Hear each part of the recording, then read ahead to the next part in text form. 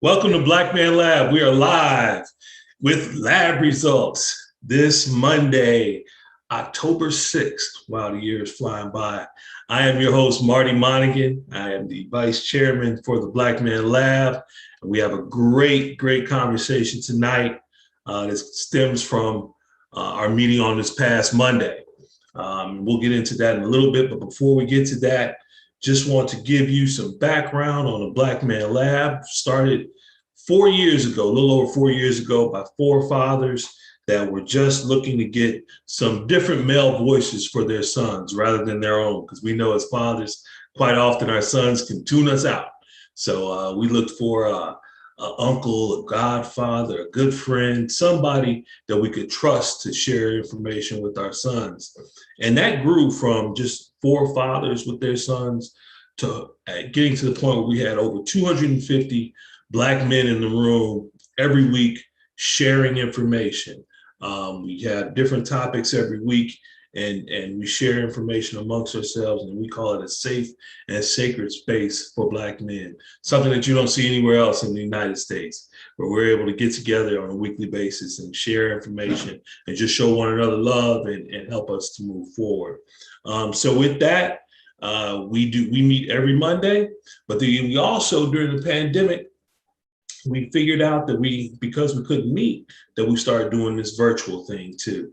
And so that's what Lab Results is. Lab Results is a byproduct of us having to meet virtually, and we did not want to stop doing that because a number of people reached out to us from different places from around the country that wanted to still hear what we were doing with Black Man Lab. So here we are with Lab Results. One of the things that we do every week also is that we make sure that we acknowledge those that came before us, our ancestors, those shoulders in which we stand on, those folks that would be proud of this work that we're doing. So what we do here on Lab Results is that we just put a fist in the air and we call one ancestor's name every week. And that's going to be the person that carries us through this work we're doing. So I'm going to ask both my guests that are on tonight with me to put a fist in the air and then just call an ancestor, any ancestor you all want, to make sure that they are in this space with us. So on the count of three, we're going to call an ancestor. 1, 2, 3. Sylvester Williams. Irvin Favors Jr. Ashe. And we say Ashe as an affirmation of whatever we're talking about. So today we're talking about bringing the ancestors into space. So Ashe, Ashe. With that, I want to get an introduction for our guest tonight. What we were talking about this past Monday and what we're going to talk a bit about tonight is technology and entrepreneurism in that space, right? How to be an entrepreneur in the technology space. And we had two great people on tonight. Both were on our panel on Monday, one of which, and I'm going to start with you, Mark, one of which is staunch member of Black Man Lab. He's intricate in making this work that we do here on a weekly basis happen. He's the producer behind the scenes generally, but we got him in front of the camera today, so I'm excited about that. My brother, Mark Lawson. Mark. Hey, hello. My name is Mark Lawson. I'm a technology consultant. My background in software development and development management. Most of what I do involves trying to help companies build applications. I've started to push in the direction of helping them build throughout their journey. So we'll talk more about what that means, and I'm happy to be here. Man, glad to have you on tonight, Mark, and not just behind the scenes like you normally are, brother. Also, we have a brother, Shawn Johnson, on. Shawn was a great panelist that we had this past Monday. And I thought about it and I said, hey, I want you to come on to talk a little deeper about what you do on Lab Results. So brother Shawn. Hey guys, Shawn Johnson here. I'm the founding member of Mobile App Hero, and we're a technology consultant company, and we help our clients tell their stories using technology.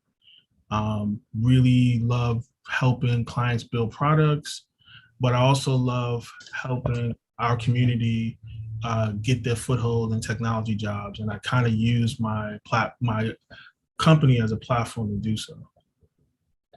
Great stuff. And we're going to delve deeper into that as well, because you had some gems that you were dropping on Monday that I want us to be able to share virtually as well. With that, let's get started into the conversation. First off, Shawn, you being newer to the space of Black Man Lab, what were your thoughts on what you saw on Monday?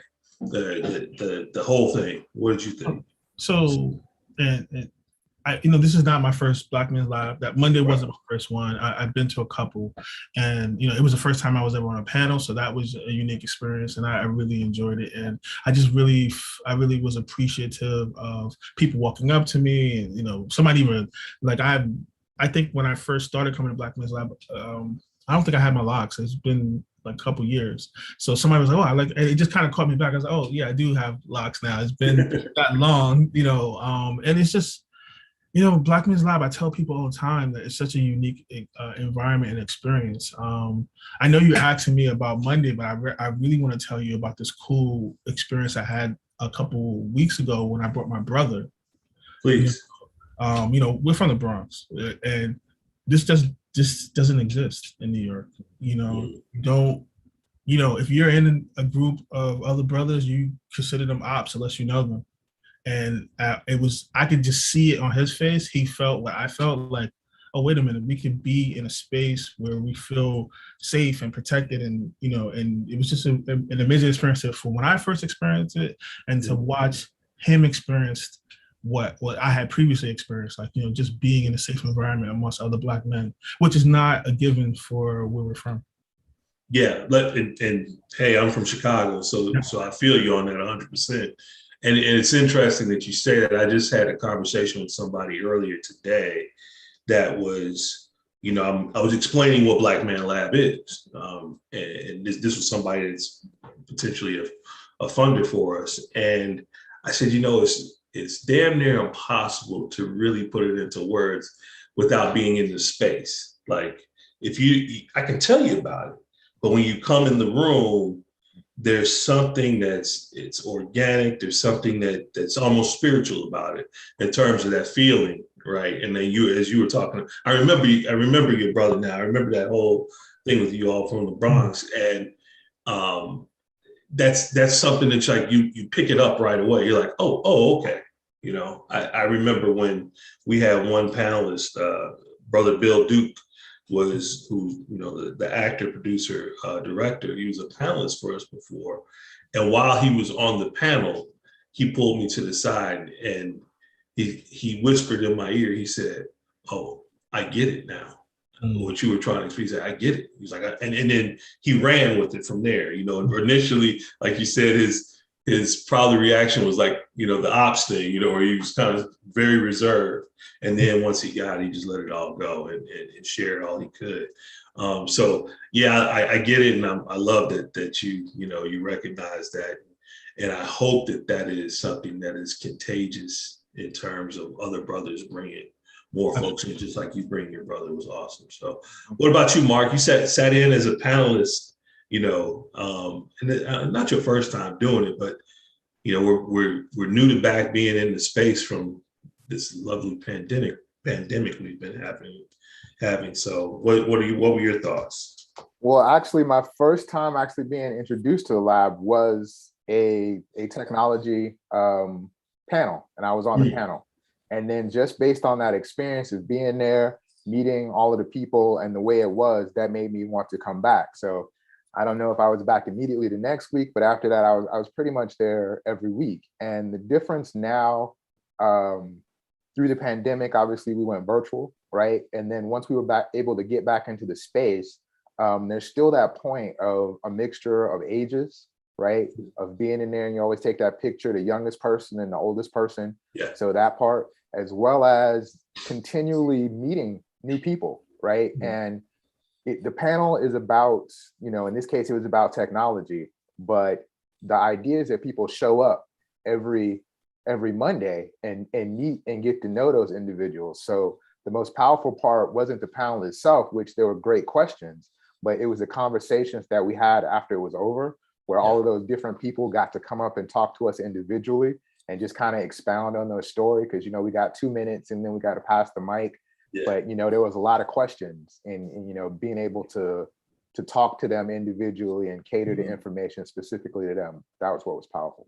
Yeah, I think that you know, that post session time that we have where we're all getting together, and I think that's the way that people let their guards down during that and just open up and, like you said, ask questions to people that they probably wouldn't normally do. You know, we typically as Black men stay in a kind of guarded space, you know, but I think that the environment that the Black Man Lab is that it sets up for everybody to be open, ask questions, and then not just ask questions, but then follow up, you know, and people are staying in touch and people are still looking for you know, guidance and information in different areas. It happens every week. So appreciate you sharing that. And that's what it's supposed to be all about. And hopefully, as we continue to move this forward, we'll be growing this space, not just here in Atlanta, but elsewhere as well, because clearly it's needed, right, for us. So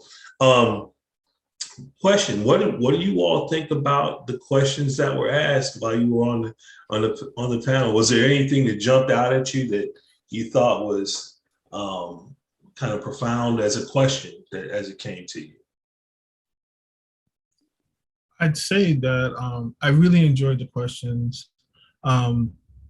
I really love that they were very tactical questions. Like, people, you know, sometimes people get nervous and they're just kind of fumbling through whatever they're thinking about, but you know, people were on it. Like, hey, you know, I have a podcast.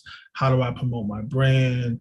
And, or, you know, one gentleman I spoke to afterwards, he was talking about his brother, and his brother was just learning how to code, and he was asking for, just even to have that mindset, like, you know, if I can bring something home to my brother, it would help him. So he was asking his brother, like asking us about how to get his brother started, or what can he do to help his brother. And I spoke to him afterwards, and I thought that he was so genuine about it, because I didn't, when he first asked the question, I didn't know if it was his son, but it turned out it was his brother.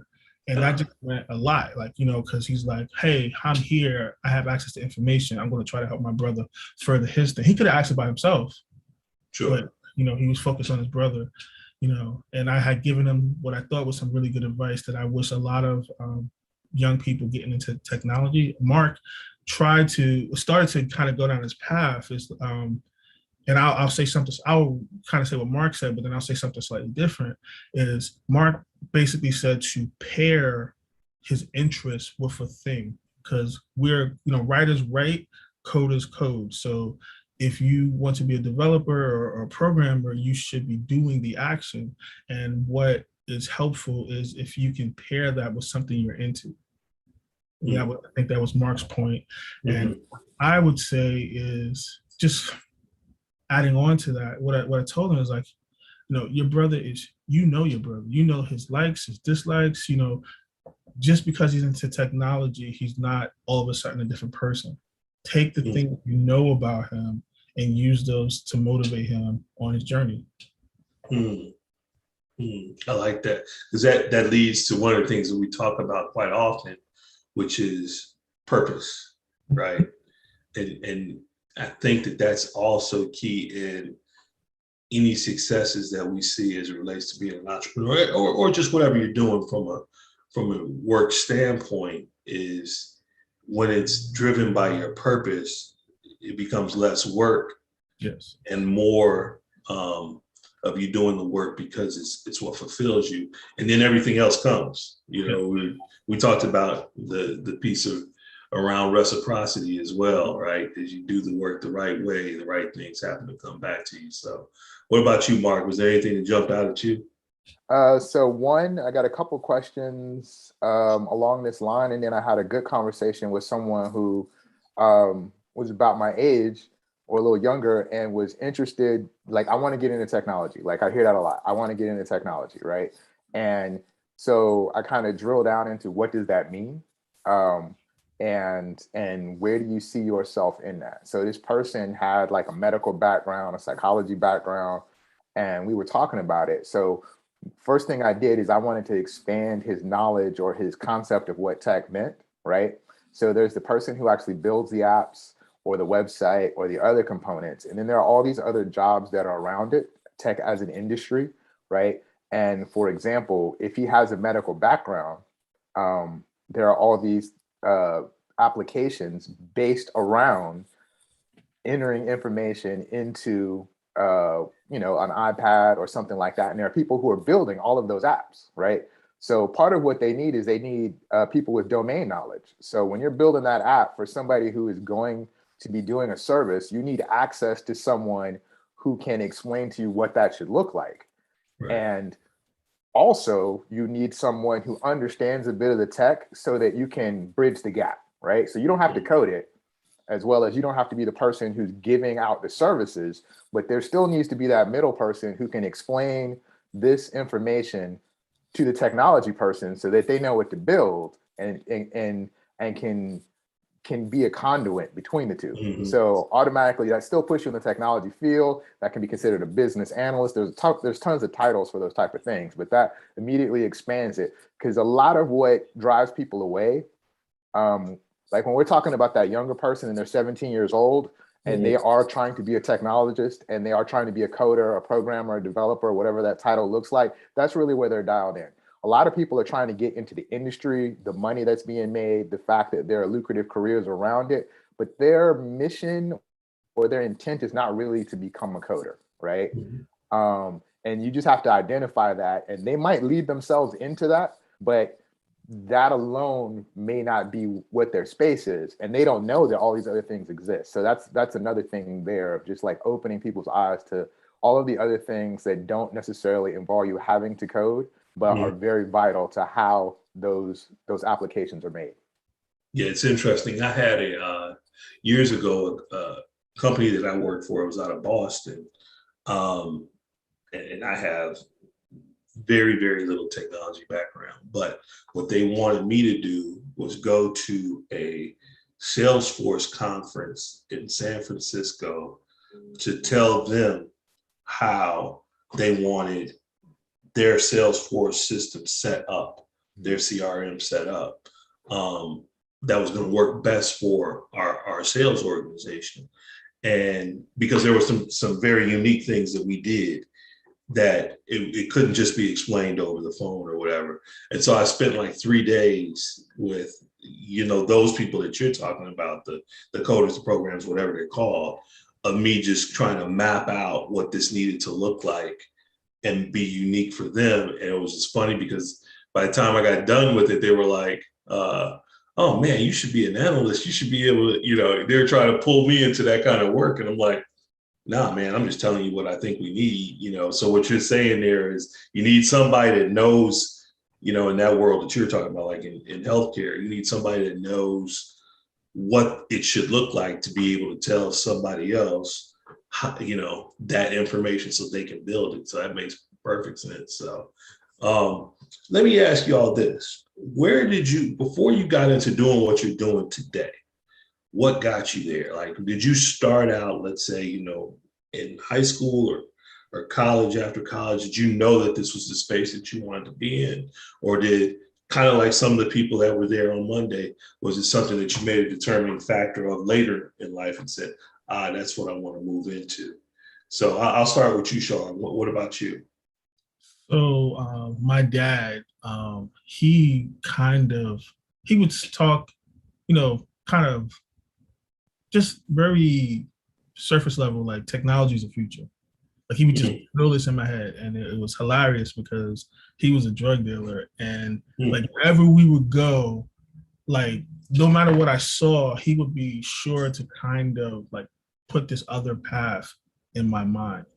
Like no matter what we saw, he'd be like, listen, boy, technology is the future, technology is the future. And you hear something so many times before it starts rattling around in your head.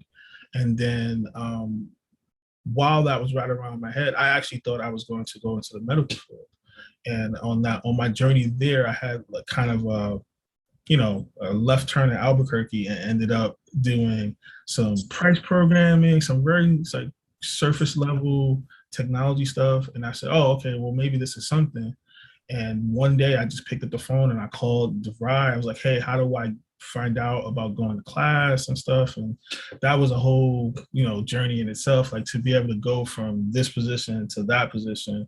But, I just stuck with it because it was definitely difficult. Like, I have a lot of empathy for people who want to learn technology because I think there's an assumption that things will lay themselves out for you, and that in this career, nothing can be further from the truth. Like nothing is just going to lay itself out for you. Like you really have to have the desire to want to do it. I tell people all the time, I've been fortunate enough to teach hundreds, maybe thousands of people how to code. And the one thing I tell because I know Mark has some choice words for boot camps, and I kind of share some of them. I think a lot of places right now are selling, particularly our people, that this is easy. Like what I like to rephrase that is, it's possible. Anyone can do it properly motivated. So, I went to school. I got my degree, and even then, it was hard. I had a help desk job before I transitioned to a software developer role, and even then, that was involved me just being dedicated to the concept that that's what I wanted to do. Like literally, I would walk around the office. Anyone who would listen, hey, I'm a developer. Hey, I'm a developer. I knew Salesforce. I knew Lotus Notes before Salesforce. Any opportunity I got to kind of wedge myself into a conversation about being a developer, I did. And then one day somebody called me on it, and I just kept running with it. Nice. So you had an idea about the space of technology, and you forced your education into it because there was some interest there. But then, most importantly, you gave some purpose to it, and you kept pushing it with saying I am. So you were affirming yourself into the space. That's interesting. What about you, Mark? Well, actually, so I started out, and I think I tell this story, like I had like my first computer, like when I was 10, I had like a TI 99, right? And it was this big keyboard looking machine, and you could buy cartridges for it. But behind the scenes, it did BASIC, QBasic, which was a programming language. And I wanted to play computer games. And, the stuff it came with was like, how to count, how to do stuff like that. But if you want to do something more interesting, you could order like this magazine, and the magazine had the programs in it. So you had to write the programs and then you could play them. So I started off doing that. That was cool. And then I think later, like one of my cousins had a Tandy. My dad worked for AT&T, Lucent Technologies at the time. So he would bring his computer home. And so I was around it a lot. And to me, it was like a toy, right? And by the time I got to high school, I did take a programming class. I took Pascal, but I really didn't think much of it because we couldn't really do anything that I thought was cool with it. So I went to Georgia Tech for engineering. And I was really into that. And started off as an aerospace engineer, moved over to mechanical engineering. We had programming classes all through it. So, that was still something that I did, but that wasn't going to be my ultimate goal. I had like an early web page, all that type of stuff. But again, it was just something fun. Then we get released into the wild. I get a job. I was a project engineer at a heating, ventilation, and air conditioning company. And to be honest, I was bored out of my mind because I had just left Georgia Tech, where we had all these really cool computers where you were supposed to play with stuff. And then I was doing CAD and other stuff, and the pace was like not as interesting. And I ended up leaving that job. And while I was looking, I got a job doing Y2K testing, so as a QA tester. And that was like, this was also the time where like I had friends who were in consulting who had who they were engineers, but they got picked up by like, Deloitte or somebody else like that. They turned them into programmers. And, the internet, people don't like, there was a time like the internet is cool. And I was like, why am I doing this when I could be over here? So I ended up doing a couple more jobs in contracting. And then I went back to Georgia State for my degree in computer information systems. And after that, I've been into the computer field or some level of development or managing developers ever since. That's awesome. It's funny how, you might start one place and I asked that question just for that purpose. This is 9 times out of 10, we start one place where we think we're going to be. And, life moves you where you're supposed to be if you let it anyway. Right. So that's interesting, man. I want to go a little further back, even though we had usually here on Lab Results, I try to make sure that we talk about from whence we came, right? And that I don't just mean your education or stuff like that, but so Shawn, you grew up in Bronx, was it?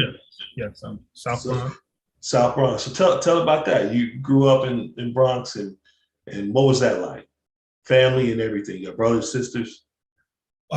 Yeah. So it was really good. So I'm a foster child. So I have kind of 2 sets of families. So I grew up. It's funny because I grew up on like what I call the Bronx, Burnside Avenue, University, Jerome, and then I went to foster care, and I grew up in Co-op City. It's quite different of environment, especially at the time, right? So I think I had the full Bronx experience, and of course, being from New York, like I've had the full New York experience. But like if you're from the Bronx, you know what I'm trying to say. There's always challenges. There's always things to traverse. I just count myself very, very fortunate that like I say this all the time. My dad gave me this fire, this hustle mentality, like very, very early on. Like nothing, there's always levels, right? You think like you're in the bottom, you think you're in the projects, but even in the projects, there's people who have more than you, and you're like always like being judged and kind of looked at funny. But my dad gave me this, like whenever I wanted something, nothing was ever like just given. Like if I said I wanted a computer, like when I asked for a Commodore 64.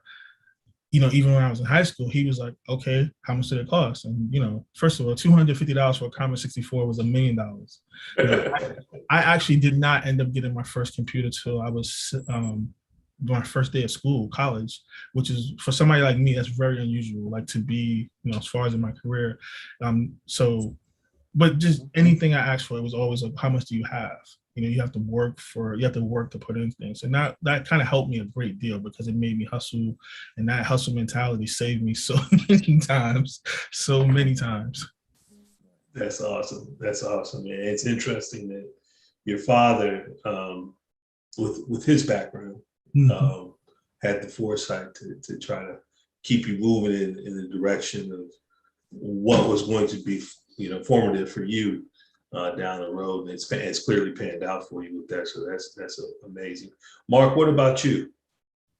So I'm an Atlanta native, and a good portion of my family is either here in Atlanta or in Powder Springs, right outside of Atlanta.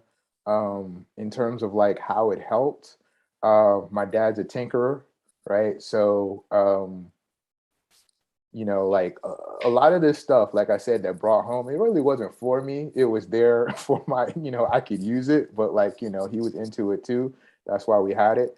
And then as a part of that tinkering situation, like we would have like old toasters, old so-and-so, like an old fan downstairs. And I was notorious for taking stuff apart. Things might not find themselves back together,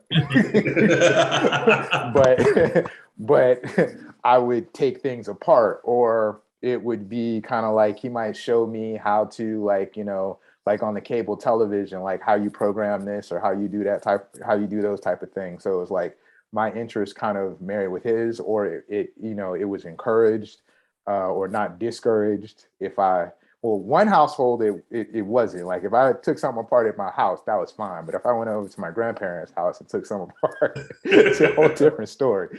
But to Shawn's point, what that laid for me is in tech, like you got to figure it out. Like there'll be a book, there'll be a program, there'll be whatever, but most of it's like you doing it and doing it over and over and over again. And what I find that most people are confronted with is the fact that they're going to fail, and then therefore they're going to stop. And if you're just messing with it and messing with it again, and that's kind of your thought process, like, does that work? Nope. Does that work? Nope. Does that work? And you just keep going, you will figure out how things are. But if you actually believe that you're going to start it and end it and it is going to work perfectly, that is very that puts you on the wrong course, because you look at all of those as though you're messing up, as opposed that you're learning. You're learning what to do and what not to do. And again, that's what you need, because this entire profession is constantly reinventing itself. So the idea that you're just going to, play with it, just mess to see what will happen, explore things of your own accord, and, when something breaks, it creates a lack of anxiety because you've broken stuff before that wasn't yours and you had to figure out how to fix it. So when you do that for a client or at the job, it's not as stressful. Yeah, it's funny, man. You say as a kid that you were taking stuff apart and putting it back together all the time. I wasn't that kid. My big brother was that kid. And guess whose stuff he took apart all the time? Yes. I had a head-to-head football game. You all remember those? The Tyco? Yeah. He took my head-to-head apart, talking about he's going to fix it. Never worked again. It was never broke in the first place. Right. So, yeah, man, I understand that. But that's great feedback, y'all. Shawn, talk about your work with Stacey Abrams' organization, what you did, because I think you brought that up on Monday, kind of in passing, but that's some huge stuff that you all did. Absolutely. I just want to make one clarification. Sure. The organization is currently held by Nsé Ufot, and she's the director. She's the person who hired me. Stacey was already on her governor's bid, so I think a lot of people they know she started it, but really. Nsé Ufot is the person who runs it, who was running it when we were doing the work, the very important work that we were doing. Listen, I've been working with NGP since 2018. It's been, and they're a very dynamic and phenomenal organization, and I've enjoyed all the different things. I came in as a consultant, I built the mobile app, and then I ended up working on some election protection software. And, coming in from not being a political person, and most times learning so much from my time with the organization and learning how important the work is. Like, there are people who are literally trying to steal your vote, trying to take away your right to vote on an active basis. And, I'm transitioning from being the CTO currently, but I still am involved in a lot of the high level technology decisions. And we've had our site attacked. We've had people actively attacking, democracy. So it's just been a very interesting journey with them. And there's a lot of challenges when you do that type of work, death threats, you gotta have security. Like, you always got to be playing defense. You just have to always be on it. And from breaking it, that's kind of the political stuff. But the technology, I've been very fortunate to be able to build some awesome technology. Like, we were mentioned in a couple of New York Times, and CNET talked about some of the technology that we built for them. So it's been great.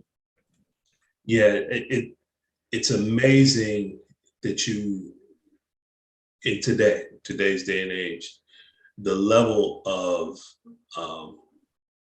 I guess for lack of a better word, evil that can exist out there to try to undo what is just work, right? Like, so what the New Georgia Project is all about, it's really just, when you think about it, it's really just making a vote count, right? That's it.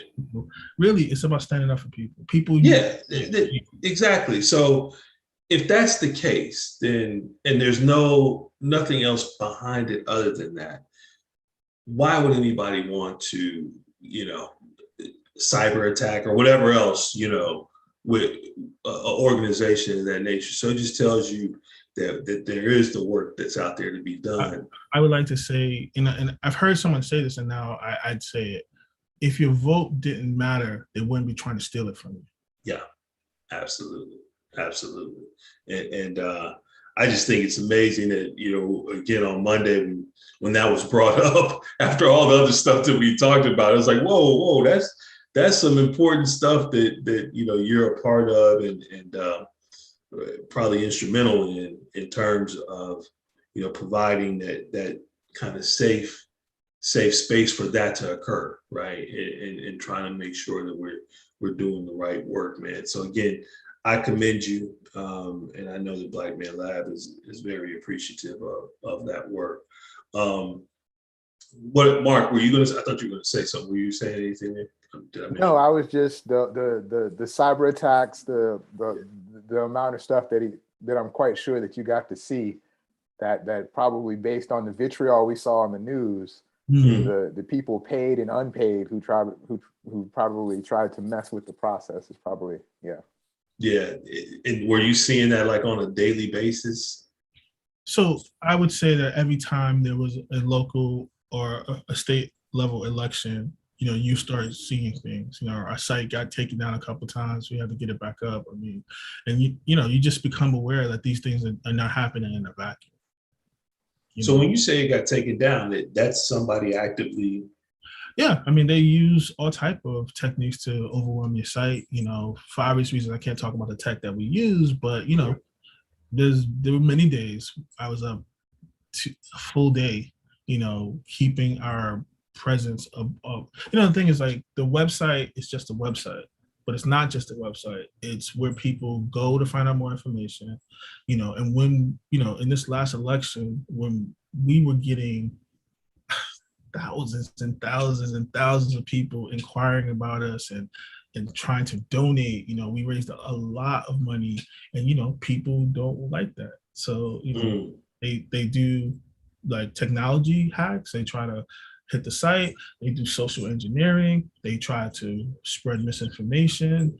You don't think that a social hack is technology based, but it is. Like when someone goes on Twitter and tries to spread disinformation or just share the wrong information, that becomes something that we have to deal with. So you have to have the technology to kind of be aware of all these different things and how it affects you.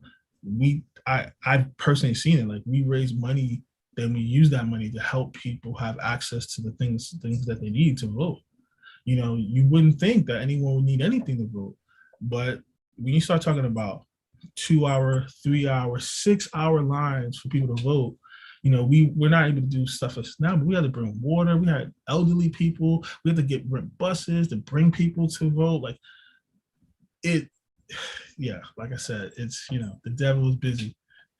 Very busy, very, very busy. And still is. Yes.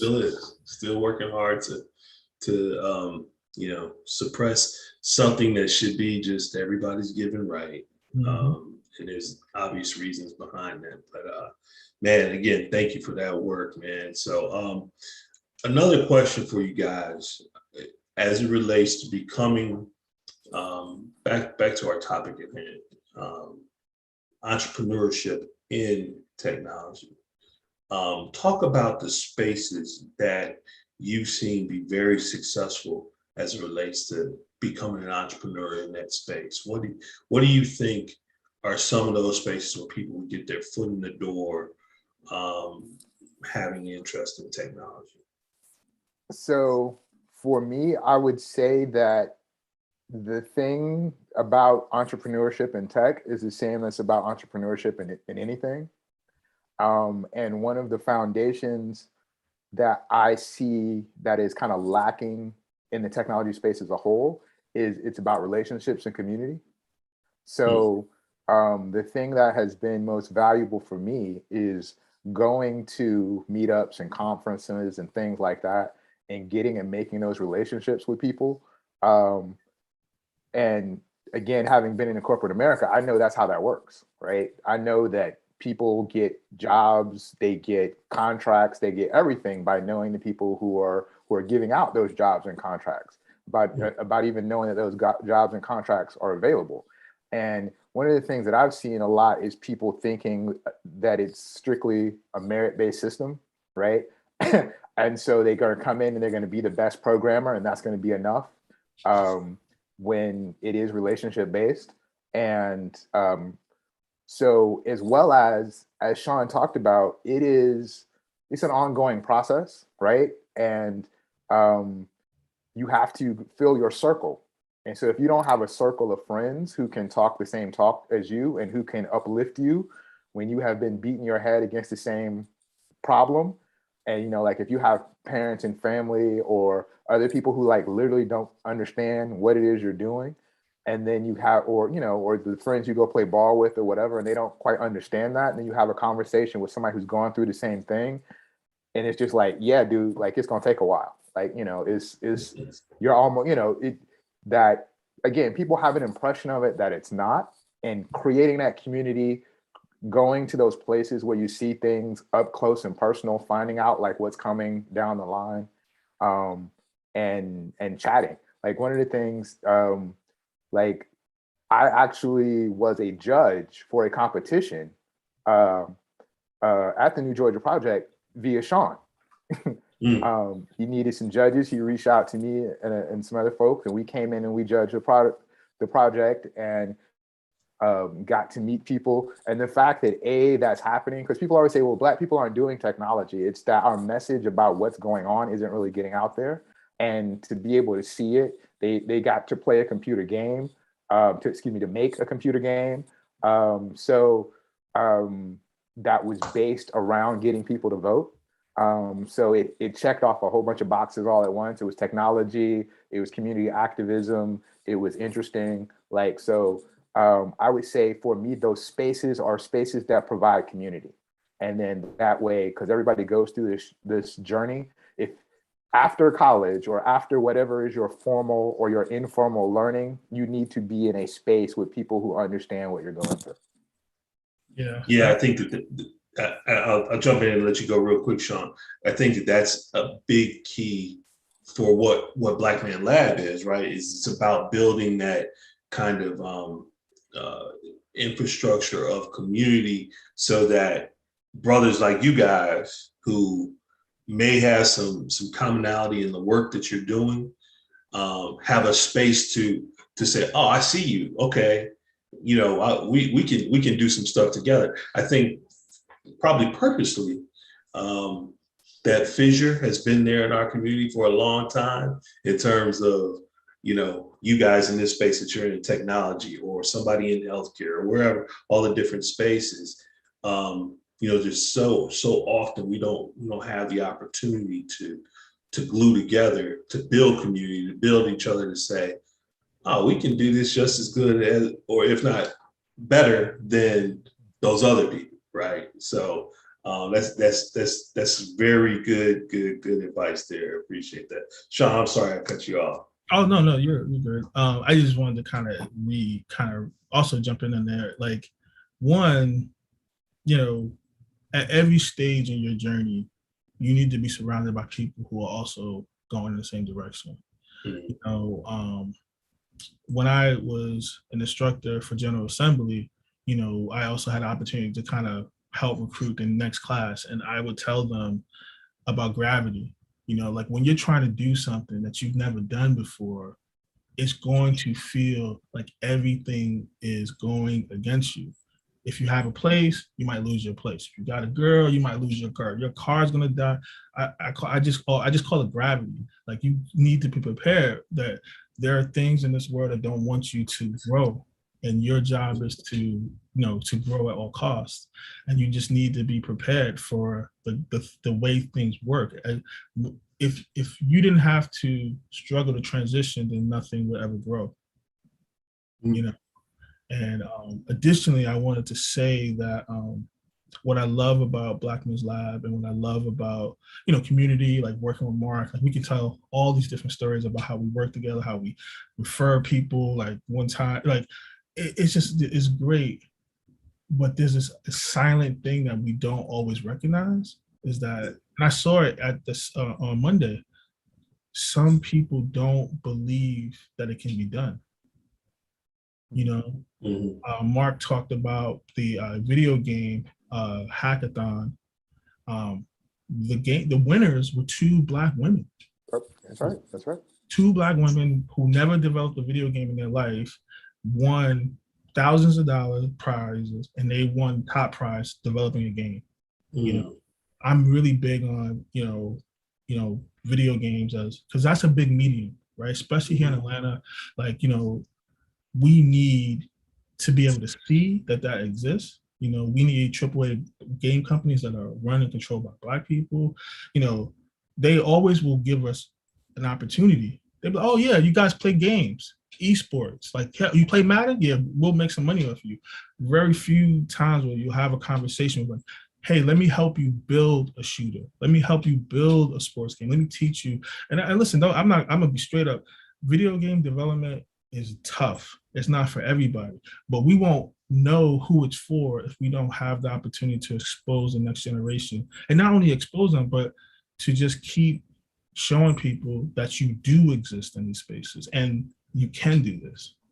And it's interesting because there's so many spaces within that video game space, right? So you got the people that are developers, you got you all know all the different spaces. Development, art, sound, yes, like people who draw, people who write the things that characters say. Yeah. Video games is actually so amazing. Motion capture, they got all motion capture, exactly. There's so many different aspects to storytelling. And video games is an example of storytelling.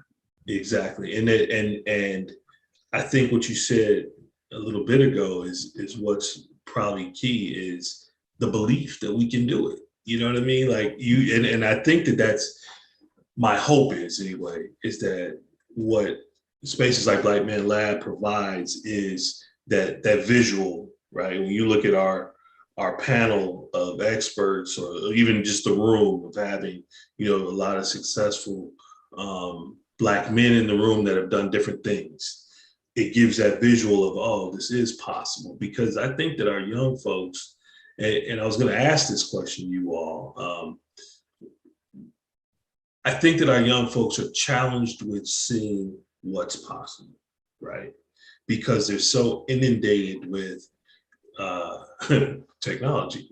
So the technology that they're utilizing is, the social media on a daily basis, which tells us, you got to be a superstar or a rapper or whatever, sports figure, whatever. And it doesn't really delve into like this stuff that we're talking about. What do you think is the means of trying to counteract that? What would your thoughts be, Mark? So you see what you focus on, right? So the world is all happening at once, and you can only take in what you put your focus on and what you look at. So from the aspect of social media having the attention of this generation, like, we need to be a part of that social media to show people doing these things. And the difference between the people who aren't doing it and the people who are doing it and trying to get is you have to show the struggle as well as the success, right? So there's this curated view of things, and what that can do across several distant systems is you can look at that and say, well, that's not me. I'm having trouble. I'm going through issues. And the example that's presented is too pristine. I mean, the same thing happened in movies and television when I was growing up, and I was watching the people who they put forth. And I thought a technology person was a specific type of, like, there's a very well-defined image of what that is. Or if you're Black, there's a very defined image of what that person looks like and what they do. And if you don't match that, you don't really see that.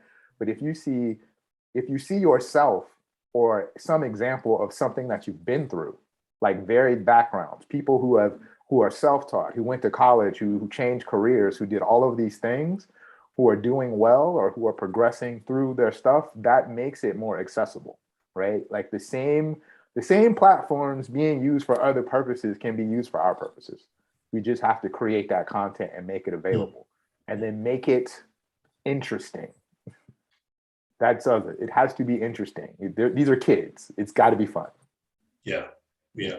And I think that what you're saying there is, it speaks to the challenge in general. It's not just the technology things in general, is that, in social media, you're seeing the end result 9 times out of 10. You know what I mean? So Right. even if we showed you guys who are, very successful at what you're doing, what they're seeing is the end result. They don't see that process of what it takes. And you touched on this before, Shawn.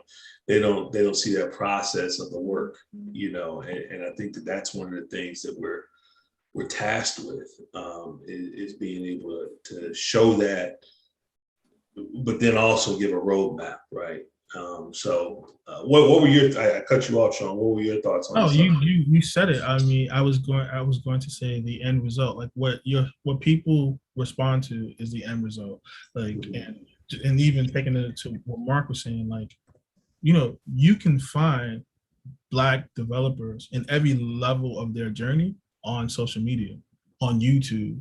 And what I used to tell my students is, like, use these things as white noise, podcasts, YouTube channels, all these things. The more you add to to the background, it adds the inertia to push you forward. But I think what's a very good point we're talking about is, like, someone's journey is their journey. Like, we could exist in the same universe of tech and have very, very different journeys, right? You could be extremely successful and never code a line of code a day in your life. A very good friend of mine taught me a lesson. I was midway through my career as a software engineer, and we were having a very candid conversation about how much he earned. And he earned double. I was making $150,000 a year at the time, and he earned double. And I didn't understand. He wasn't better than me. So, but this is a really important lesson that he taught me. He was like, you don't get paid to code. You get paid to provide solutions. And when you understand, the moment I understood that, it changed the trajectory of my career, because I can only code for so many hours a day, but when I understand what the client's really asking for, I can value base my offerings to what the clients really need. Completely changed everything. And all he did was say like a sentence.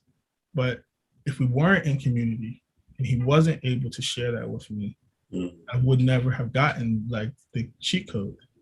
Yeah, and that's a key. What you said there, though, is a key to any successful entrepreneurship endeavor, right? Is that understanding where you can possibly provide a solution, and then being able to hammer that home. So that's one of those things that's across the board that can change the trajectory of your success. You can just do the work and be successful, but being that person that is a solutions provider takes you to another level, man. So I like to say that we exist in the value value economy.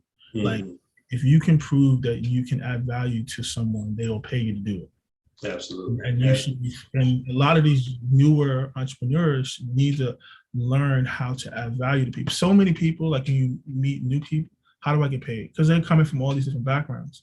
And yeah, you know what? You can learn to do something today and someone will pay you. But if you learn how to add value, people, like, I like to speak from my own experience, because that way I feel the most comfortable.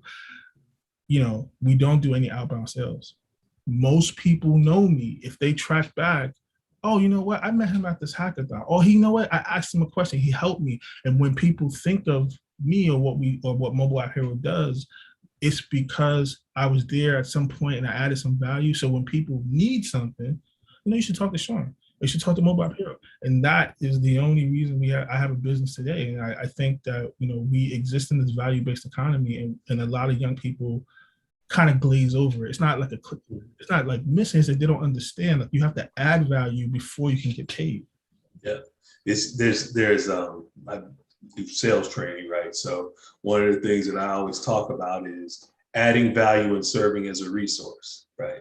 Because that resource piece is that's that continuous business, right? Because people know that there's people, I'm sure, and both of you guys there's people that you've worked with many, many moons ago that maybe you may not have anything that you're doing business with them today, but they feel comfortable to call you up, pick up the phone, or shoot you an email and say, hey, I have this situation. What should I do? That's serving as a resource, right? And when you do that, that adds to your brand, which adds to your business, so on and so forth. So, man, I told you this goes quick. Yeah. I told you this goes quick. We're already at 7:26, man. We end sharply at 7:30. So one of the things that we do every week is we talk about what are your habits, rituals, and disciplines, the things that you do on a daily basis that keep you moving forward, that keep you, focused on the work that you do and focused on just your life in general, things that keep your head up above water in these turbulent waters that we as Black men quite often are in. So I'm gonna ask you guys, I'll start with you, Mark, habits, rituals, and disciplines. So I meditate. I practice martial arts. I actually teach a class on the weekends. And part of that, we use that same concept of like, you are what you practice. And so instead of trying to practice for hours and hours at a time, you do 10 minutes a day of this, 30 minutes a day of that, and it just adds up. So I do what's called standing meditation. It's like you hold a posture and you stand, you get your breath together. It helps get your mind right, but it also works on being able to do certain moves and things like that. I also read some affirmation. So I have a book of affirmations that I go through, and I read something from that. And then I also have started this thing where I'm reading a book, obviously, about something that I'm doing, and I'm journaling, right? So it started off like, about just me and, just putting my thoughts on paper, but also like whatever my ideas are for apps, for whatever, like I write all of that down. Like I might not have the space or the time or whatever to attack that right now, but I just keep writing those things down so that I have them to fall back on. And I also see that I keep talking about this thing, right? So I need to invest in this because I've got pages and pages on this idea. And so trying to develop that into something. So that's how I keep myself on track. That last one you said is a great one. With all of them are great ones, but that last one is one that I've started to take on because what I found is that especially if you're kind of a creative thinker, you come up with these things in your mind and you're like, oh, I'm going to work on that, and then maybe it's just me being in that certain age, stuff fades away and I forget, right? And then sometimes you're like, what was that I had? I had an idea about something. So what I've started to do is do just what you said. I write those things down, even if it's just a quick scribble on a thought, write it down so it has some place to at least come back to, and either continue the thought, add to the thought, or whatever, and hopefully move that to being a working action eventually. But that's a great one. I suggest folks do that too. Shawn, how about you? So definitely meditation, but I also, again, just a slight different spin on, to me, writing it down makes things real. But I find that voice memoing my thoughts is good too. Especially I can get out way more. We're always on our phones, or like if I'm not at a keyboard, I can't type as fast as I can think. So you can get your ideas out hot right into the voice memo, and on my iPhone it translates to text immediately. So it's been like a game changer to be. I'll go for a walk and I'll literally talk myself to the challenges that my business is facing, or the things I want to do, and then I'll run it through a text to speech, grab what I can grab, make lists. I think that's a really powerful tool. Podcasts, I listen to a lot of podcasts. Again, I try to fill up the white noise with whatever I'm into. Like, I have a couple of different interests. I have a fashion business. So I'm always trying to fill the void, like the background noise with things that, like, because you're learning even though you're not actively listening. So, True. Yeah. Yeah, I'm stolen, by the way. I'm going to start. That's my new thing. I need to take my notes from me doing this, typing them out, to just talking it in. I'm stealing that one from you. Appreciate that. Brothers, thank you so much for sharing. Thank you for Monday. Of course, thank you for tonight, for sharing what got you here, what your results have been so far, and look forward to watching you all move forward and doing great things. I know that there's some more on the horizon for both of you. Of course, Mark, I know you're always going to be involved with Black Man Lab, and Shawn, you know, you're one of our brothers now as well. So we'd love to have you in the space and bringing people in. We end every week the same way we do when we meet live. So I'm going to ask y'all to act like we're locking arms right now, if you could, and then just repeat after me. I'm a link in this chain. I'm a link in this chain. And it won't break here. And it won't break here. I'm a link in this chain. I'm a link in this chain. And it won't break here. And it won't break. It won't break here. We are links in this chain. We are links in this chain. And we won't break here. And we won't break here. Ashe. Thank you again, brothers. Love y'all, man, and look forward to next Monday. Shawn, hope you can be in the space. You know, if not, your spirit will be there, brother. But bring more folks and tell more folks about the Black Man Lab. Thank y'all, man. Appreciate it.